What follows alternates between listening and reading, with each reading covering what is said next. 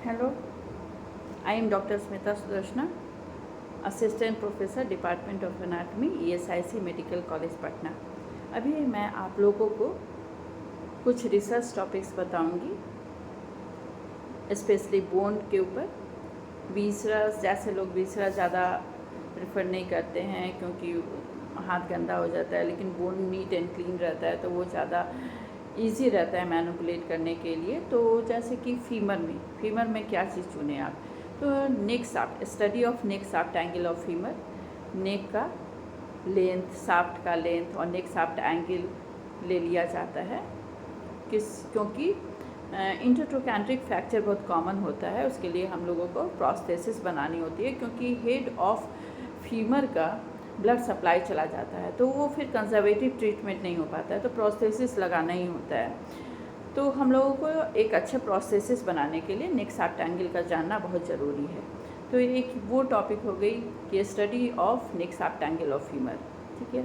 फिर एक हो गई लोअर एंड ऑफ फीमर की मॉर्फोमेट्री, कि उसके कॉन्डाइल का क्या ब्रेथ होगा, इंटरट्रोकैंट्रिक जो intercondylar group, sorry not intertrochanteric, intercondylar group का विड्थ कितना होना चाहिए, वहाँ पे फीमोरल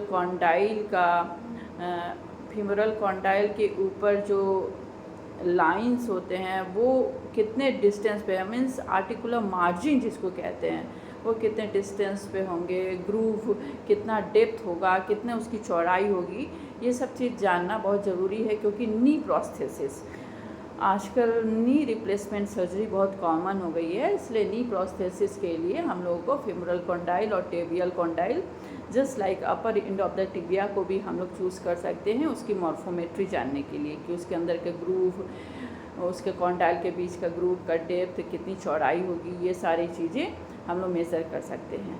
फिर हो जाता है कि एक स्पर होता है, ट्रॉक्लियर स्पर, ह्यूमरस बोन में ट्रॉक्लियर स्पर होता है ट्रॉक्लिया के ऊपर, जिससे अल्ना आर्टिकुलेट करता है trochlea lower end of humerus में। तो वहाँ पे एक trochlear spur means bony spicules हो जाता है किसी में, तो वो मीडियन नर्व और ब्रेकियल आर्टरी को कंप्रेस करता है, क्योंकि वहाँ से एक लिगामेंट, स्ट्रूदर लिगामेंट होता है, वो कंप्रेस करता है। तो ये सारी चीज़ें हम लोग केस स्टडी में इसे रख सकते हैं हम लोग।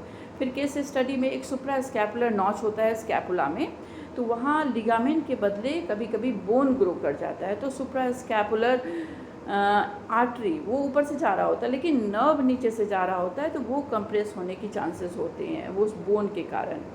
तो ये सारी जो case study during dissection I got this case, वो केस स्टडी में हम लोग डाल सकते हैं। और neck shaft angle of femur, morphometric changes, morphometric variation of lower end of femur, upper end of the tibia, ये सारे हम लोग ओरिजिनल रिसर्च आर्टिकल के लिए चूज़ कर सकते हैं।